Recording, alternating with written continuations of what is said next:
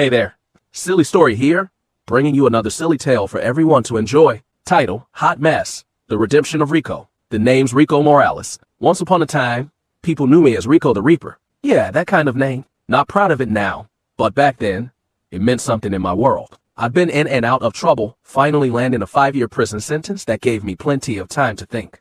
Turns out, thinking too much can lead to some crazy ideas. By the time I got out, I decided I wanted a fresh start. And I wasn't just gonna take any old job, I was gonna start my own food truck. So there I was, rolling up in an old van I'd patched up with duct tape and a prayer, ready to sell my fusion food to the very people I'd spent years either avoiding or intimidating. Only problem, the neighborhood hadn't forgotten me. I got side-eye, I got people crossing the street, and a lot of Rico the Reaper selling tacos now. What's next? Sky's falling. Looks.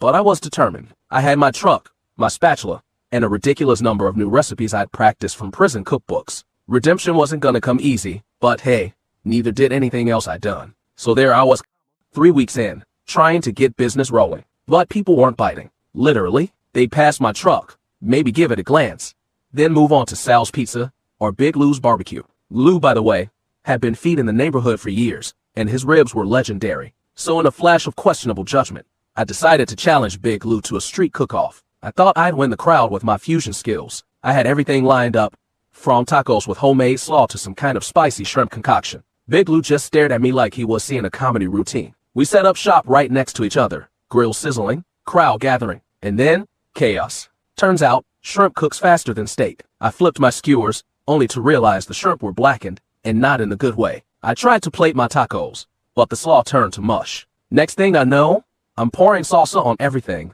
hoping to cover up my mistakes. A little too much salsa, because I dropped the bottle, and it splattered everywhere. The grand finale, a chunk of shrimp slipped off my spatula, fell on the grill, and somehow caught fire. Customers were staring, wide-eyed, as the flames shot up. Someone yelled, "He's torching his own food." Lou gave me a sympathetic pat on the back, like, "Nice try, kid." The crowd wandered off, half laughing, and Lou even sent a few people over with sympathy barbecue samples. After the cook-off, I decided I needed to up my game. I started Googling advanced cooking techniques. This is where I discovered molecular gastronomy. Science in the kitchen. Sure, why not? I got it in my head to make some kind of foamy dish for my tacos. I figured it'd look fancy, real high-end. Only problem, the recipe I followed says something about CO2 cartridges, which I didn't have. So I decided to improvise with a little canned whipped cream and a blowtorch. Big mistake. I mixed the ingredients, aimed the blowtorch, and hoped for the best. Instead, I got a smoky, burnt disaster. The smell was so bad,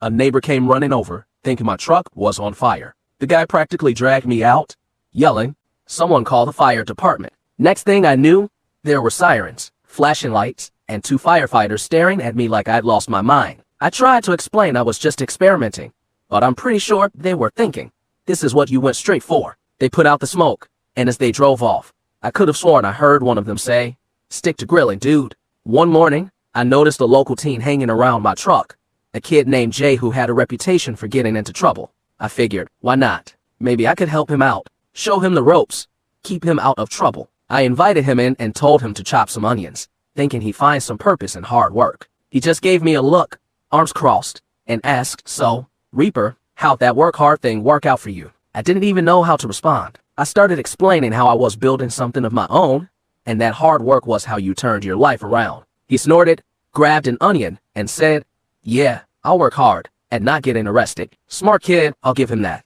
Eventually, though, I noticed he kept coming back, sometimes just to watch, sometimes to mess with me, sometimes even to help out. He'd say, "I'm only here 'cause it's funny to watch you mess up." But one day, he stayed long enough to grill some chicken with me, and I could see a little pride in his eyes when a customer complimented his seasoning. He tried to play it cool, but I saw the smile he tried to hide. Gradually, I started getting a few regulars. Some of them even brought their kids, saying, "Rico, you got a story, right? Why don't you tell my son here what it's like to turn your life around?" At first, I was uncomfortable. I'm no hero, and I've got my own scars from the past. But over time, I found myself connecting with people, sharing bits of my story, and, occasionally, even showing a kid or two how to make a mean grilled quesadilla. Jay started hanging around regularly, helping with prep work, and even joking that he'd be the new Reaper someday. "Let's stick with Chef," I told him, smiling. By the end of the year, the truck was doing well enough that I could give out a few free meals on Fridays. People started calling me Chef Rico,